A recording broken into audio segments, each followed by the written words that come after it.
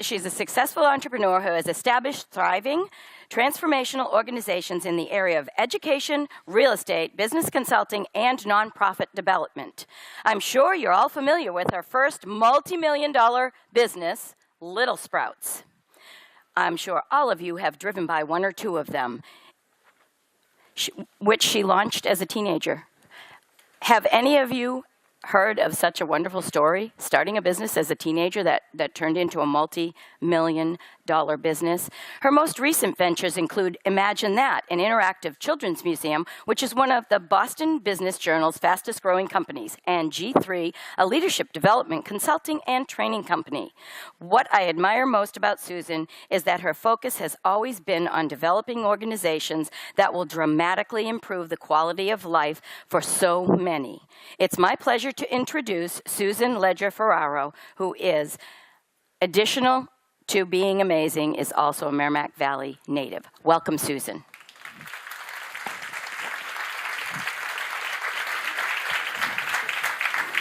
Thanks so much. Hi, everyone. Can you hear me? No, my mic's on? It is now.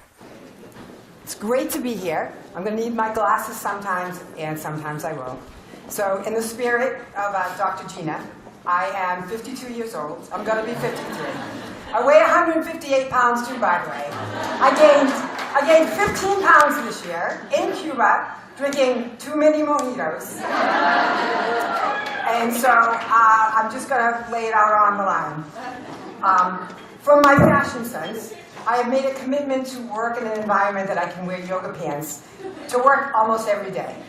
Much to the chagrin of one of my colleagues, Jessica Brennis, who doesn't love when I wear yoga pants. But aren't these cool yoga pants? Right? This shirt I bought in Lisbon, I absolutely love it. I've been coached before by other partners when I do trainings that when I raise my arm, you can see my bra. I'm just telling you. Good, bad, or otherwise, I'm going to try to keep my arms down. But it's great to be here. I'm actually very honored to be here.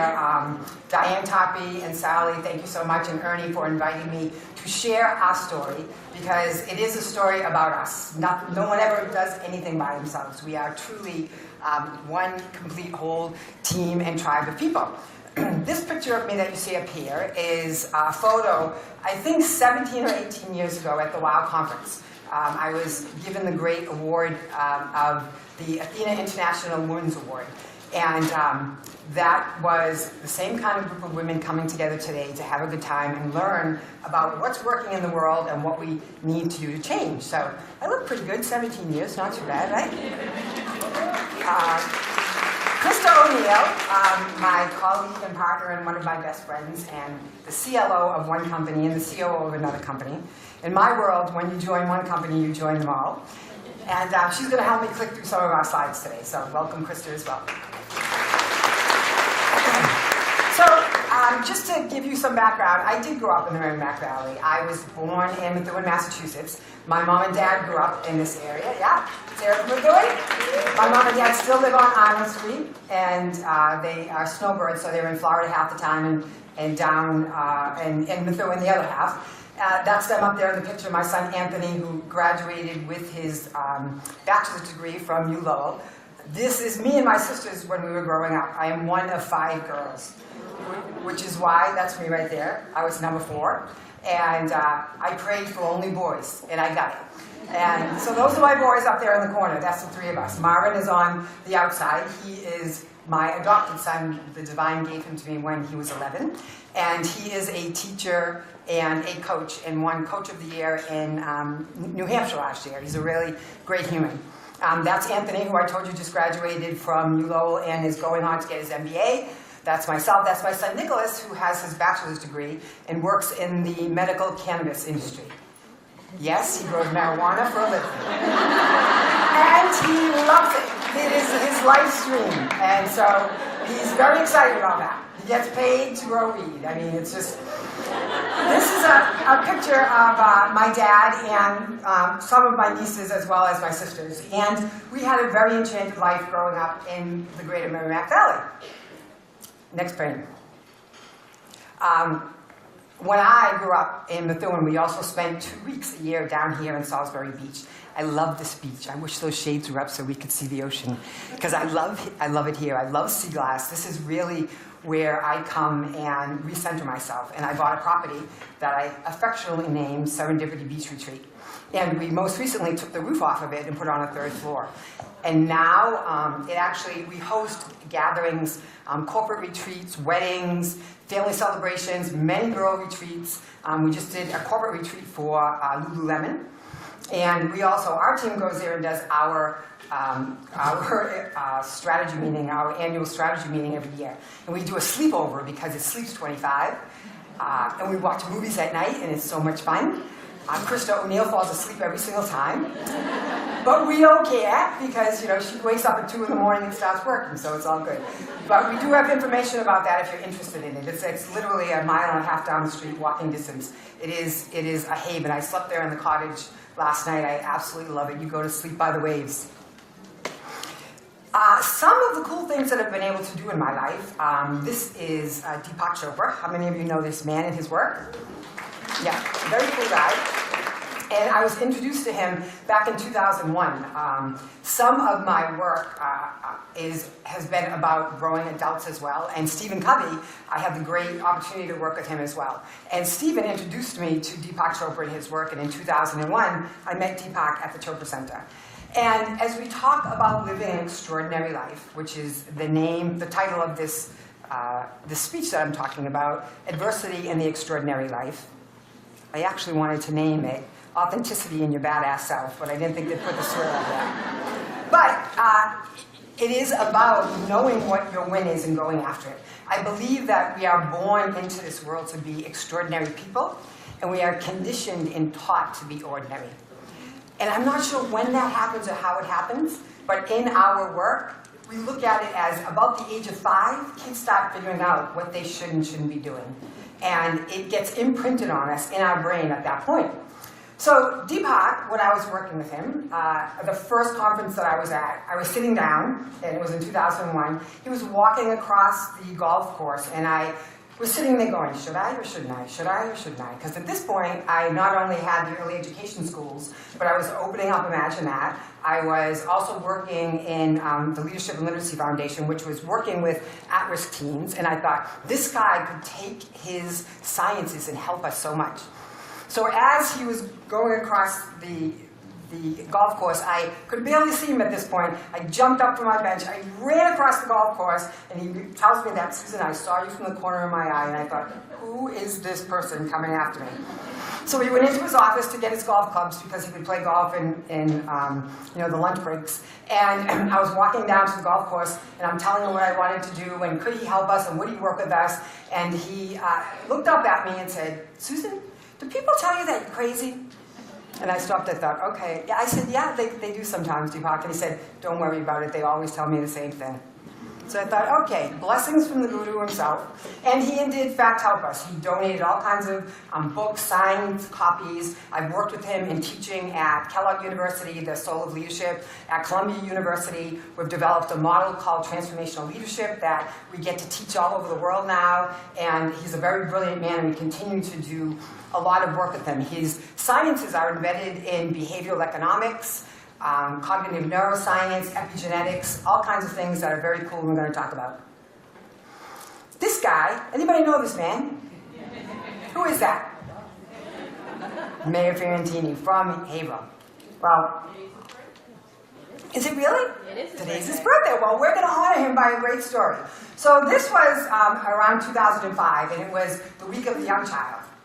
And we had invited him out to come and speak at one of our schools at Northern Essex Community College. I'm not even sure if Ernie was there that day because she was handling the PR at the time for the college. But the mayor came out to speak, and he was sitting down to read the books. Now, because the Eagle Tribune was going to be there that day, we actually invited our parents and families to come as part of our family engagement. So there were about 20 adults in the room and probably 25 or 30 kids. And as the mayor sat down to go to speak, this young man, which I believe his name was Thomas, takes the stand and stands up and says, hey, how come his mother doesn't make him brush his hair in the morning when he gets out of bed? Now, Those of you that know the mayor and love the mayor, because he's done some great things for Haverhill and in Haverhill, know that fashion is not high up on his strengths list. He's a great human, and he's done a lot of great things, but that's not it. Well, in that moment, which of course the mayor didn't even hear the little boy, didn't hear Thomas say this, Thomas stands up to go to say it again. Hey, how come? And the adults are like, oh my God, don't say that. And I'm standing in the back of the room, and the director at the time, Maureen Brett, goes out, Thomas, come on, come over here, and tries to now get him out of the room so the child stops saying these things, right? Okay, so I get it, but I will tell you, the mayor did look like he just rolled out of bed that day. And likely it was circle time, so it was 8:30 in the morning, and he probably did. And it was so poignant in that moment to me that we press ourselves and our children so much about saying what needs to be said. Now, certainly he could have used some tact and said it in a nicer way, but it was like the emperor's new clothes at this moment. And I'm like, guys, relax. It's a child. He's just saying something. It's going to be okay. But it sent me on a time in my life when I started looking into the sciences and looking into the research about why human beings do what they do. And some of the sciences that I named, cognitive neuroscience, epigenetics, really helped me understand what it was that we were doing right as human beings to help us come alive, and why we were staying repressed.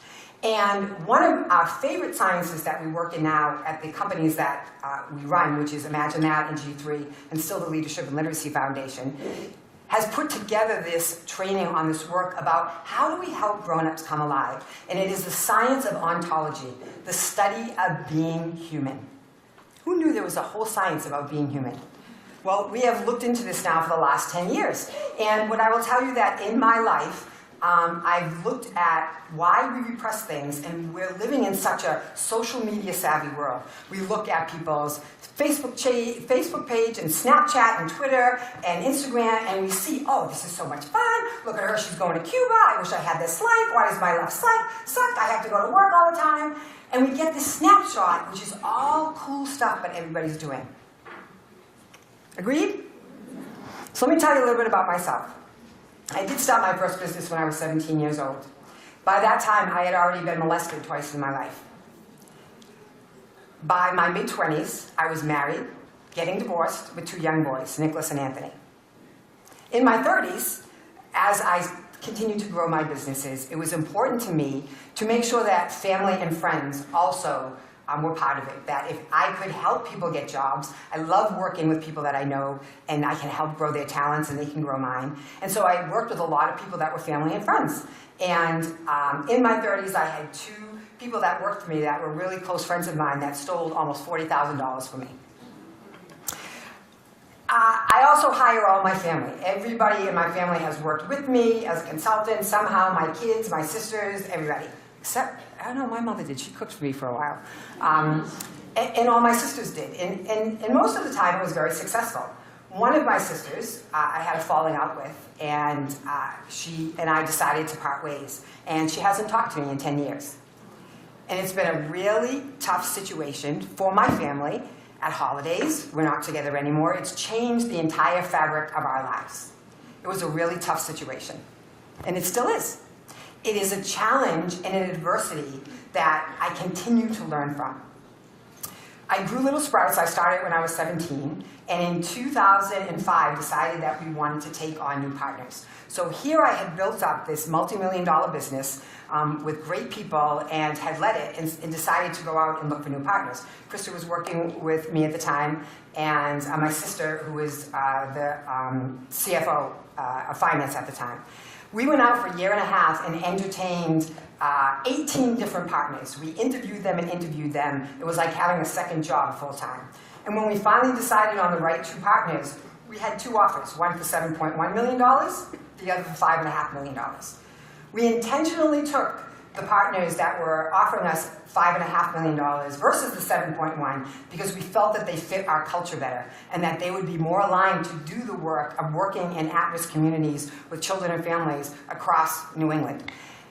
After about 2.5 years of working with them, I realized that some of the mission and purpose was getting lost in what we were doing. we look at roles that women have, and at that point, one of my titles from the group of men I was working with, all Harvard business grads, was bulldog. And part of that was because I would say things when I needed to. I would bring information to them, and the quote was, "Susan, don't be a bull in a china shop. Just relax sometimes." And some of it, they were right, and some of it, they weren't. And so we decided to part ways. And so in 2012, I gave them a proposition. I said, either I'm going to buy back the business and start running it myself again, or I'm going to leave. And a week later, they came back to me and said, "You know what, Susan? We think that's a good idea. So we're actually going to sell the business, and we're not going to sell it to you, because we believe that we're going to get more if we go out on the market." And so I left the position in June of 2012 and put together a team of investors to buy back the company, and found out a month later that they were selling it to someone else because I had bid $10 million, and they had bid $12.5 million, and the $12.5 million won. So in 4 weeks, I lost the company that I had built my entire life. It was an extreme, interesting time in my life. I woke up the next day with a seller's hangover like you can't imagine. I probably drank for 2 days and had a lot of good talks with friends and family.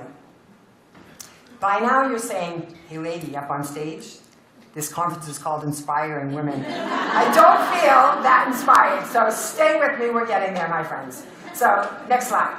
So, as I continue to do research and look at the great philosophers and the great teachers of our time that looked at humanitarian efforts and this study of being human, to my surprise, Einstein was one of them. Although he is a great mathematician, his philosophical work that he left us, to me, is the greatest gift he could have given us. And this quote has been the foundation of my life. Everything is a miracle, or nothing is a miracle. And as human beings, we get to decide and interpret how life situations that have occurred for us, is it a miracle, and how can I find that miracle? And it is a practice that supports the work of ontology that we do. Go ahead. What we've realized about people in survival mode is that we all have triggers when we feel threatened. There is a place where we're coming from our reptilian brain, where that fight, flight, or freeze mode comes in, when we are coming from our reactive, programmed brains that are not a place of consciousness. It's not a decision, it is a reaction. And all the work that you hear Eckhart Tolle, be present, being here, everybody says, I'm being in the present. I'm saying that work is literally about how you're using your brain. And so what they've realized that there are 4 survival modes that human beings use, and we use one more than some of the others, and it'll be interesting to see which one stands out to you, when we feel threatened. Because we're not threatened by mammoths or dinosaurs anymore. We are threatened by each other. Right? We are threatened by each other. And interestingly enough, the research tells us that women are more threatened by women than they are by the men. And so although we look and talk about feminism as a way to stand up for who women are and that they too have a place on this planet, it's not actually in comparison to men, it's in comparison to no one. It's who we are as a race, human beings, our gender, and what it is that we choose to give our power to. So the 4 behaviors of survival mode are looking good, being in control, being right, and avoiding pain. So one of these 4 things kick in when you are triggered by a fight, flight, or freeze mode. You were either trying to look good, which I will tell you, Carl Jung tells us that that is the one that we use the most, or we're trying to be in control, we are trying to avoid pain, or we are trying to be right. Because right gives us power. If I'm right and you're wrong, that gives me power. And I stand in that, and I engage with you through that. Go on to the next one, thanks. So we have created a 5-step process in this work, collaborating with Deepak and Dr. Woody Tansey, some of Stephen Covey's work, Dan Siegel, Daniel Goleman, emotional intelligence, to create this 5-step process. We use it not only with ourselves and in our work and in our families, but we use it with the clients that we serve. Because although we've been doing this internally, we've started in the last, I've been doing it for about 15 years, but now our team in the last 3 years, we go out internationally and we work in all different kinds of companies, helping them learn how to really transform themselves with emotional freedom work. And this is the technique. Acknowledging the event, being clear on the impact it's had on your life, be clear on the impact it's had on the lives of others, recognize the power it took away, and recognize the power that it gave you. Because without a doubt, you are getting something out of the situations you are stuck in. And the way that you know that you're stuck is it's a reoccurring event that you're not sure, why does this keep happening to me?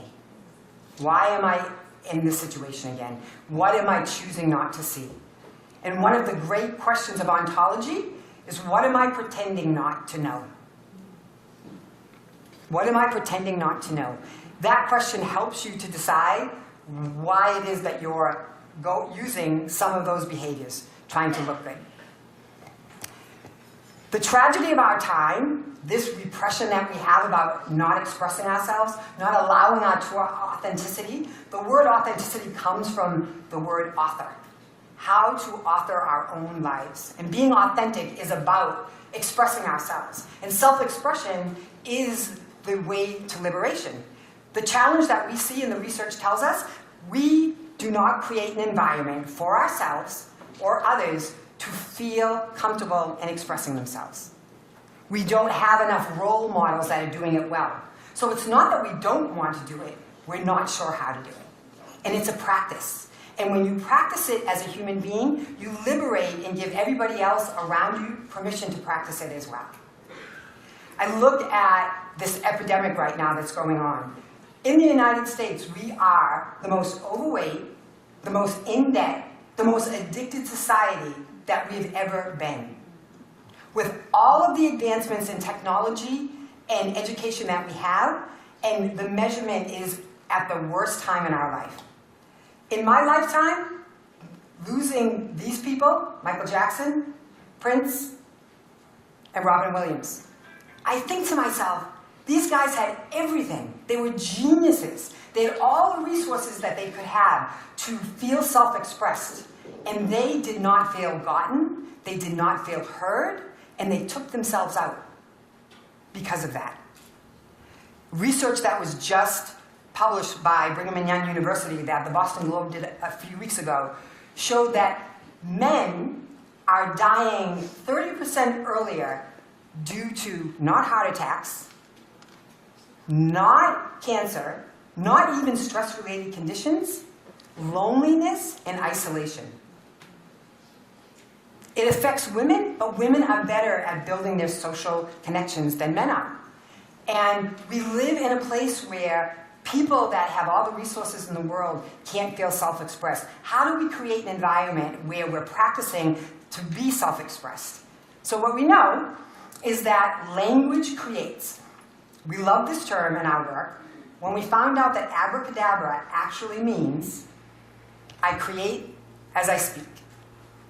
And so our words, and it's a science called neuro-linguistic programming. Neuro meaning your neurology, linguistic meaning your language, programming meaning your brain. The science of affirmations, you know, the New Age people that came out with wake up every morning and say, I love myself, I'm beautiful, I'm part of the universe, I'm going to be rich, I'm a millionaire. That's an actual science based on your brain hearing your words. And it actually works. Because what you say, you believe. Your brain believes it. So how we create in the way that we choose to speak to ourselves, most importantly, and to others, creates the vibration that we live in. Our brain either comes from a reactive state in the reptilian brain, or we use our prefrontal cortex, which is our executive function. That is where discernment comes from, and it's where the ability to be creative and to problem solve comes from there. Most of the time, when they are doing brain waves and MRIs on the brain, our behavior comes from our reptilian brain. We are coming from responses that we are not making conscious decisions of. And so as we think about how our brain impacts ourselves, knowing that we have to rewire our brain, because our brain is actually created to protect us. It wants us to judge. It wants us to go, yum, yuck, good, bad, right, wrong. It really does. So the reptilian brain is wired for you to be labeling others and people to keep you safe. It takes conscious awareness and effort to say, okay, I realize I'm looking at that lady and she reminds me of my mother that used to tell me what to do all the time, and I'm not going to engage with her out of that. I'm going to take off those glasses and I'm going to look at them with fresh eyes in who they are at this point. Your brain can retrain itself to get there. The science of epigenetics, which is really a pretty new science on the field, tells us that 95% of our biology, heart disease, factors for heart disease, cancer, all these different elements, even our anger, all those excuses, well, I'm Italian, that's why I do things. Well, my mother did this, that's why I do things. Epigenetics actually tells us we have the ability to change 95% of our genetics through environment and experience. Pretty powerful. I want everybody to stand up right now. We're going to practice something with you to rewire your brain. So what we've realized in our lives is we use two kinds of language. We either use justified language or we use empowered language. Justified language we affectionately call the whine list. And so as we continue to whine and create a victim language and a victim mentality, these are the sorts of languages that we use. So I want you to pick a partner. Everybody pick a partner in your team to work with. Real quick.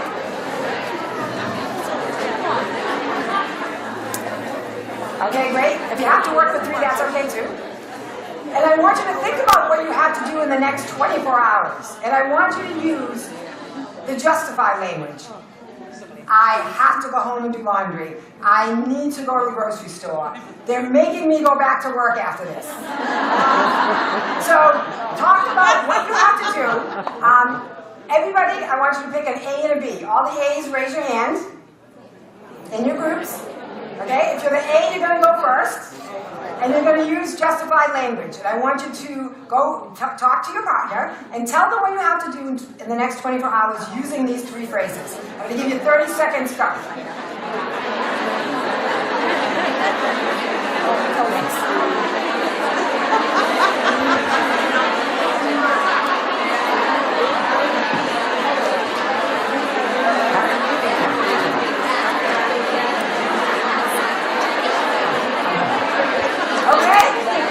Stop.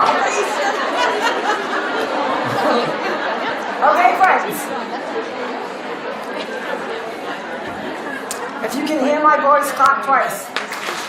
Thank you. So, give me a couple of adjectives of how that occurred for you when you were in that exercise. What were your sensations? What did you say? Overwhelming? What else? Stressful. Dread. Dread. That's an intense word, dread. So using that kind of language, it actually increases the cortisol in our biology. It increases the stress hormone that breaks down our body, which is why when you turn 50, you need collagen shots. Okay? Now I want B to use empowered language. Talk about what you have to do in the next 24 hours using I choose to, I get to, I am going to.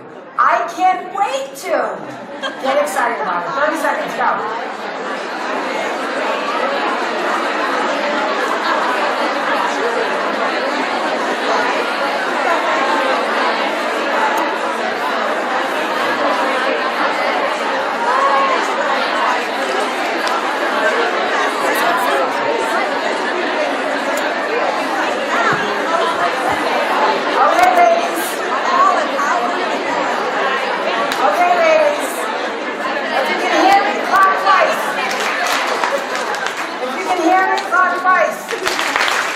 Excellent, thank you.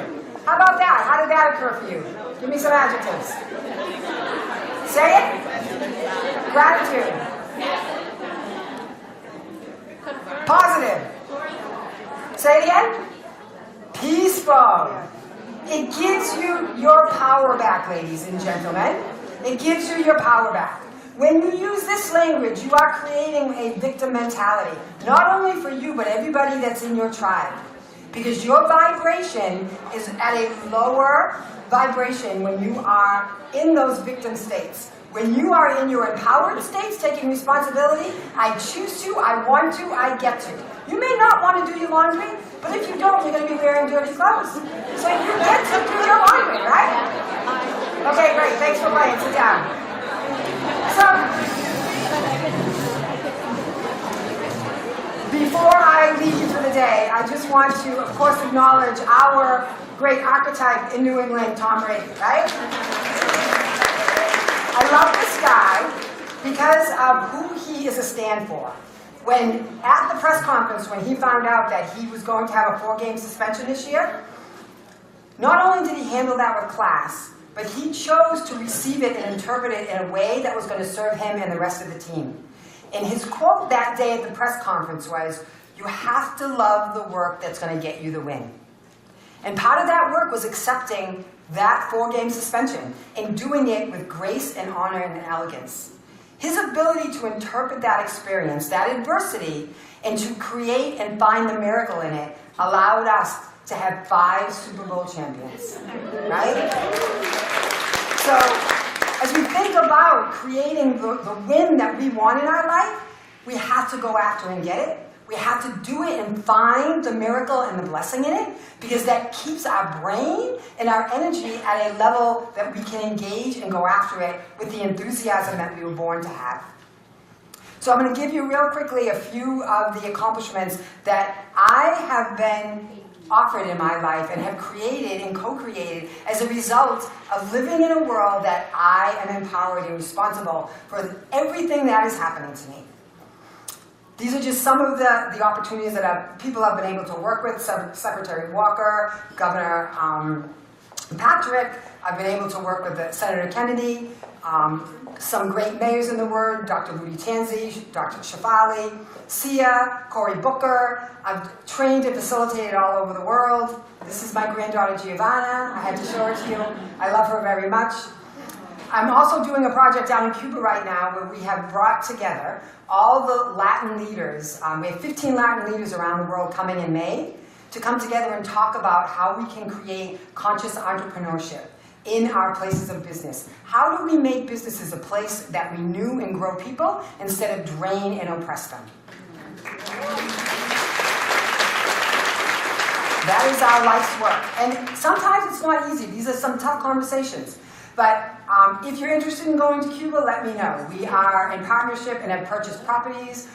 This picture up here is, his name is Jim Kelly, Jimbo Surf Wax. I don't know if you know him. He's from Hampton, New Hampshire.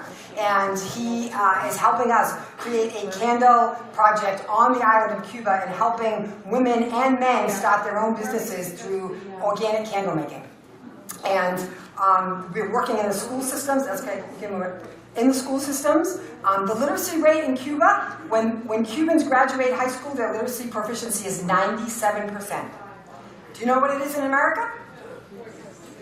The average is 66% since the 1970s. They have figured out something right, and what they do is I'm getting thrown off the stage, 2-generational training. They train the parents at the same time that they're training the children. Genius, right? Not really. We just need to be doing it. So, we want to give you 4 takeaways. Your vibe attracts your tribe. The way that you vibrate attracts the people that you want to work with, and it impacts their biology. Take responsibility for that. Let your authentic self be seen. Liberate yourself and everybody around you. What's your win? Go get it. And everything's a miracle. We invite you to find the miracle in everything. This is a poem from the Better Man Project. Take off your mask. Show your colors. Speak your heart. Share your mind. Reveal yourself, be vulnerable, love hard, play hard, be open, laugh, dance, and be. Thank you, my friends. Thank you very much. We have a partner. We have Anna Jakes here, who has been a constant supporter of WOW. We are happy to have them back as a sponsor. Welcome Lynda, Kuhne, We are so glad you are here, as we all need stress reduction and help with that. Thank you very much.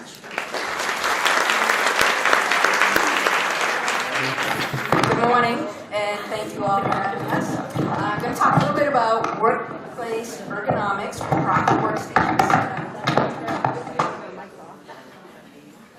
Okay, good. I'm going to talk a little bit about workplace ergonomics, proper workstation setup, how to reduce your stress and injuries at work. And oftentimes, we don't usually think about work and exercise going hand in hand. So I'm going to give you a few hints as to how you can incorporate exercise into your daily workday. Now, for a number of us, we're on the computer for several hours a day at work, or we're sitting at a desk, or we're on the phone, we're back and forth. We really get stuck in that one position, typing away, holding the phone in our ear. And, let me go back. You look at this slide, and there's a couple different things you might think. Why in the world would you put the printer across the room? Why not have it right on the desk to make life easier, make things more efficient? We want everything at our fingertips. We're an instant gratification society. Well, in fact, for those of us that sit all day, we do recommend that you put the computer or the fax machine or the file cabinet across the room. So it forces you to get up out of your chair, change your position, and walk across the room to pick that up. It might seem ridiculous, but it's just that simple change in position off and on during the day that's going to help improve your posture, reduce your stress. Over the years, there's been a number of fads and trends when it comes to trying to incorporate fitness or health and wellness benefits. How to incorporate fitness or health and wellness benefits into our workday by changing or improving our workstation. So some of you might remember the old lumbar stability ball or the balance ball that we use in yoga class or in fitness classes. And the whole idea of the lumbar stability ball was to sit on it to improve our posture and improve our core stability. Well, what ends up happening is we're hanging onto the deck of your life to maintain our balance. You don't fall off and break your hip. Then you have the treadmill workstation. Okay, I don't know about you, but there's some days where I have a hard enough time typing, talking, and thinking all at the same time. Let alone turning on the treadmill, trying to walk and keep up my pace without falling off the treadmill or mistyping something here. Usually, when you see these workstations, and I do see them. I've gone out to several companies. They've incorporated, the treadmill at the workstation, the bicycle at the workstation. 9 times out of 10, the treadmill's off. It's stationary. Person standing there, typing away because they don't have enough coordination to keep it going and do both things at the same time. Or you'll see people will try those stand-up desks. All right, and they're usually an adjustable stand-up desk.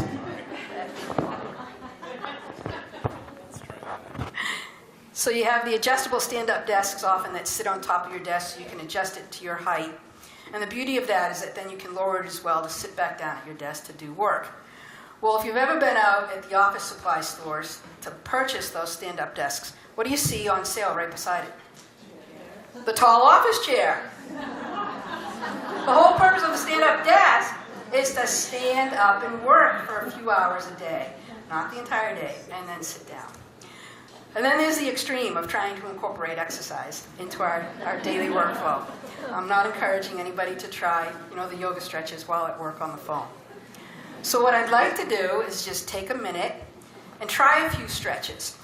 These are stretches that we have people do usually a couple times throughout the day. We try to encourage people at least every 2 or 3 hours, especially if you're at a computer for a good amount of time during the day, if you're on the phone a good amount of time, even if you're at a stand-up job and you're doing the type of work that's repetitive use of your arms and hands. These are just some good stretches to do. So if everybody could just spread out a little bit, give yourself just a little room, stay seated. You can do these right at your desk. So the first thing you want to do is you've been sitting at your desk, typing away, staring away at that computer. And look what happens, right? We hunch up, our shoulders get stiff, our neck gets stiff. We end up rounding our posture, and we don't even realize it throughout the day. So just relax. Just take a deep breath, let it out, and just relax. Shake those shoulders out. All right? So you're going to stretch your arms out in front of you and really round your shoulders, round your back, really stretch forward. You're hugging a big tree and relax. Let's try that one more time. Really stretch forward. You only have to do these a couple times for about 10 seconds and relax. Now let's stretch up overhead. Really reach high. Reach a little bit higher and relax. Bring your arms down, shake them out. Let's stretch up and reach again. Good. And bring your arms down and relax. Grab your left elbow, stretch to the right. Come back to the center. Shake it out. Grab your right elbow, stretch to the left. Bring them down. Check it out. And reach up overhead and stretch again. And relax. Shrug your shoulders up and down. I'm going to lose you. Circle your shoulders back. Circle your shoulders forward. Hold your arms behind your back. Right ear to right shoulder. And relax. Left ear to left shoulder. And relax. Put your hands in front of you, like you're going to pray. You might not be able to get your hands together, but just as close as you can, and really just push your hands together as much as you can. Try to stretch out those wrist muscles that have gotten tight all day from typing and being on the computer. Now, turn your fingers downward. Yeah. Back side of your palms together. And again, try to get your hands as close together as you can. And stretch. Sitting still. Reach up as high as you can with the left and reach down as far as you can with the right. Good, and relax. Switch sides. Reach as high as you can with the right. Reach down with the left. Okay, the next one. So still seated. You're going to grab your right knee with your left hand. And you're going to turn to the right. So you should feel that in your right hip. And a little bit in your trunk. It's a good stretch. Switch sides. Grab your left knee with your right hand and turn to the left. Okay, sit up tall. Hands in the small of your back. And just arch back. Give a good stretch in that low back. Good, and relax. And then last but not least, shake your shoulders out again. Shake all the way down, through your elbows, through your wrists, through your fingers. Shake those fingers right out. Loosen right up. That didn't take very long at all. Give yourself a I would encourage you, if you're sitting or if you're doing any activity that's repetitive arm and hand motion, do these a few times throughout the day. It only takes a few seconds.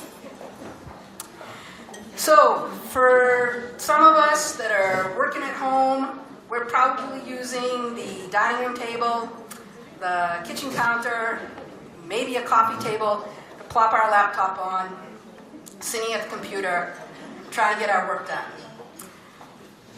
It's not ideal, but there's a couple things to keep in mind to improve your posture and to reduce the stress and strain on your body and reduce the possibility of causing injuries.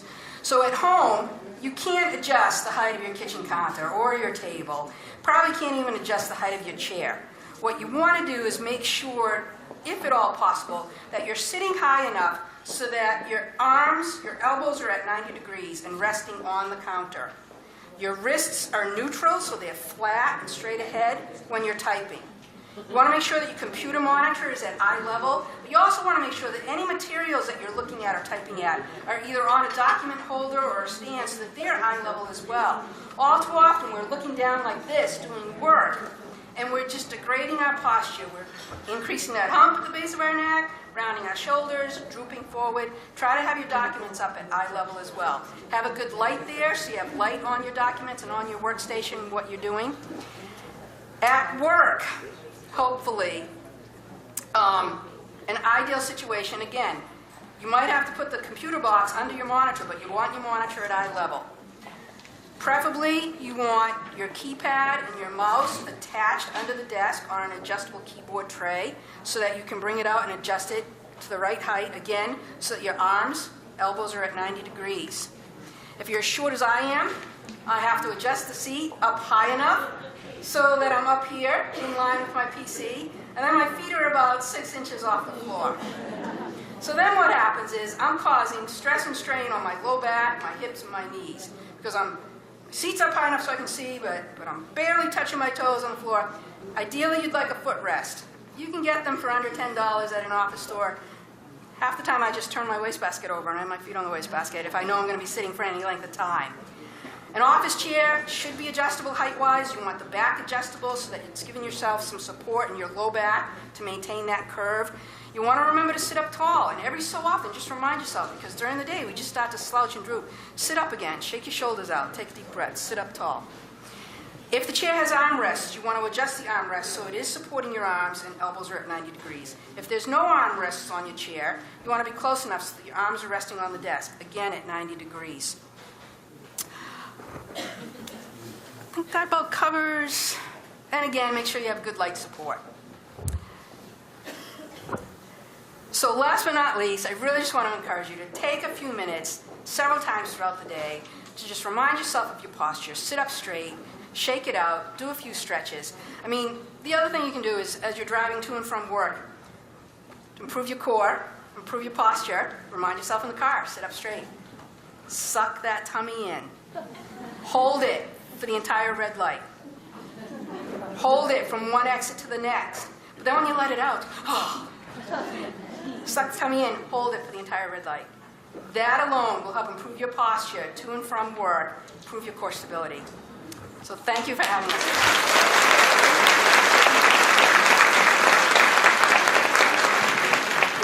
All right, ladies, that was an excellent tip. Did you ever think that your commute to work could be your workout at the same time? Not only will that help your posture, but it'll also help how you look in your bathing suit coming up this summer. So right now we're going to have Elisa Pelletier come back on stage. She is available upstairs from 12:45 to 1:15 for 60-second consults or to answer any questions you might have. And she is raffling off a 4-hour consult for personal shopping or a wardrobe I'm consult. going to go through your closet. Make sure Underwear you drawers. see her, because she's going to help you make those hard choices. Yeah. No, gotta go. No, But gotta we'll have fun doing it, so if you want to sign up for Welcome, the raffle, that'll be Lisa. fun. Hey guys. I just want to know how many people did those stretches and now you have like under boob, because that means you have the wrong bra on. If you have any side boob or under boob from those stretches, it's time to go shopping. Anyway, I was walking around this morning and looking at everybody come in, and I want you guys to realize that this isn't a put down for how you guys look or what you're wearing if we didn't pick you to come up on stage. There's just a couple of people that stood out to me, so we're going to give them a little style award. I bought some crowns, but I bought like infant ones, like from the party store. So anyway, we're just going to celebrate them being here and what they have on, and maybe chat with them about how they got dressed, why they decided to wear that, if wearing that made them feel better and gives you more confidence, and what the hell. I mean, all of us here, I know a lot of us say, I don't give a shit about clothes, or I really don't care about clothes, but we all get dressed up in the morning and we want to look the best we can. And that doesn't mean, it doesn't mean it has to come from Nordstrom's, it doesn't mean it has to come from Neiman's. It just has to come from making you guys feel good with what you wear, because we all have to wear something. If you're comfortable in your sweats, then that's cool. I mean, I don't want to be here to change anybody. I just want to inspire people maybe to just up it up a little bit if they want. So anyway, let's call some people up. We have Diane. Diane, I can't pronounce her last name. Itasika. All right, we have Kimberly Soto, we have Helen Cristaldo, and we have Joan Robinson. So I wanted to get a mix of ages up here. I mean, I saw her come in. First of all, I have to say, the gray hair is a fashion statement right now. We're seeing it everywhere. I'm fully gray, and I'm I'm nervous to go. So I am so inspired that you just decided to. And when did you do that? 2 years ago, I just 2 years stopped ago. touching up my roots. You did? That's all. Yes. And did it take you a long time? Did you get comments while you were doing it? And was it empowering once you did it? Empowering. Yes. All right, I'll start tonight, I guess. Yeah? It looks amazing. I was with the hair and makeup person recently, and she was on a shoot, and the woman next door on location was just gardening. She had this beautiful, long, gray hair. So they grabbed her, they did her hair and makeup, just because she was just amazing looking with the silver streaks. She's now modeling at an agency in New York, which you could do right now. Because if you go on any modeling agencies, you'll see links to all different looks. We are literally all models. It just depends on what people are looking for. So I just felt like she made a statement. Nobody knows what to wear with this kind of weather, and this cape was perfect. And look at her. She was ready to run that runway. Oh my God. So thank you so much. You look amazing for your age. The gray hair is stunning. Kimberly, oh my God, take that hair down right now. Just take it down. On your mark, get set, look at her. This is my casual look for the day. She's wearing the leggings and the little top and the booties. Simple, simple. Oh. Now, you just gotta rock it with confidence, you know? And it only took 20 minutes, I swear. So anyway, this was my young, fabulous, easy peasy, lemon squeezy look. By the way, I don't know what your name is, but another gray-haired fabulosity right there. Stand up. Look at that hair! Oh my God! I love it. I love it. All right, so this really stood out. It's spring. We don't know what to wear. It's still cold out. And you decided... I wanted some That's right. I'm sick of the bullshit. I'm putting my lime green jacket on. So, from head to toe, what can I say? You look amazing. How long did it take? Not long. No. But did it make you feel good when you finally put the color on? Yes. It's awesome. Helen, what do you do? Speech pathologist. Oh, she has to listen to my obnoxious Boston accent. Should I come see you? All right. Wicked good. All right. I grew up in Lawrence, so, yeah. All right. There's so many people that say to me, you can take the girl out of Lawrence, but you can't take the Lawrence out of the girl. So I'm really proud of being from Lawrence, and, yeah. In fact, the style editor for Merrimack Valley magazine, if you get the next issue that's coming out, I just did a fashion spread in the alleyway near Northern Essex Community College, which is against all that graffiti walls. We had a model, and she just killed it. So I want to start shooting locally where there's all these great locations. You don't need to go to Miami. You can use local people and just celebrate what we have around us in the Merrimack Valley. So Joanne, she stopped me in my tracks. Yeah. She's Iris Appel inspired, and she told me a little secret. Where's your jacket? Consignment store. Yes. And it's reversible. All right, this is a total example. This is a total example of she didn't put on too much. I would say maybe that you don't need the earring with the necklace with the bracelet, but you do with this. It looks amazing. And your hair's short and you're a hairdresser, so you know. So, I mean, she has it going on from head to toe, you know, which most people do. So anyway, these are my new models. I want you guys all to twirl. There you go. Thank you so much. I'll see you guys later.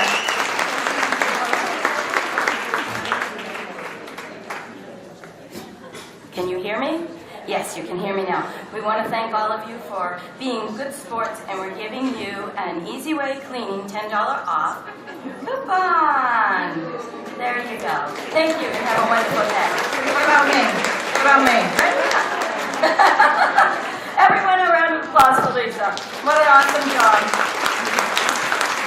I'll bet all of you just can't wait to go upstairs and do some shopping. Be able to see Gina and the books that she's written, get some autographed books, do some shopping. There is all kinds of things up there to purchase, as well as things to peruse and a ton of more raffles to get involved in. So visit each one of those vendor tables. Thank them for being here, because without our vendors, without our raffles, we wouldn't be able to pull off such a fabulous, wow, conference. I want to thank all of you for coming, and we laughed like crazy, learned a lot of things. Remember your Jeopardy worksheets. You'll want to work on them. And I'm going to leave you with a quick funny, okay? And between a couple of our speakers, it kind of reminded me of an incident that happened to me when I was overseas. My parents are missionaries, and my sister, one of my 8 sisters, is also a missionary. And I was in Singapore with my grandson to visit my parents. And we were in one of their malls. You know, everything is in one place. And as we were at the mall, the 3 of us, my sister and my mom and I, went into the ladies' room. So, Gina, thank you for the ladies' room laughter, because it really is one of those things that my mother and my sister and I laugh about for years and years. We've been laughing about this. I think it's been 11 years, because my grandson's now 15, and he was 4 when I took him. And in the overseas bathrooms, you have squat pots. So it's just a hole in the ground with 2 feet things. And then they have what they call the throne room for the older ladies, okay? So the 3 of us went in to go to the bathroom, and I was the first out. I took care of business, and I was out washing my hands. Well, then I'm in stretching, doing exactly what Anna Jakes told us to do. Lynda said, stretch. And you know when she did the stretching, and she went, oh, you know, you're really stretching it out. Well, that's what I was doing in the ladies' room, okay? So my sister and my mother were still in the stalls, and my sister says, Mommy, are you okay? And she goes, yes, why? And she thought that she was having a little bit of an issue. And I couldn't stop laughing. We all came out of the bathroom crying, laughing. And it's a story that we will say forever and ever. And we were all adults, and we just couldn't stop laughing long enough to tell the men at the restaurant what was going on. And of course, they don't think that's really funny.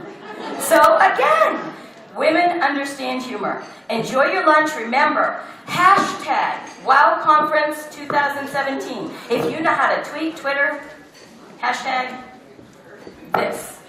Let everyone know how fabulous a time that you are having, because we want everyone to be able to enjoy what you've been enjoying in the future. You're going to have a time for a break. Remember your network Jeopardy. Remember the raffle tickets, 26 for $20. They do accept credit cards. And do not forget this fabulous wine rack. One thing to remember, if you don't like wine, you will never have to worry about going to someone's house for dinner and not having a bottle of wine ready to go. Have a nice lunchtime.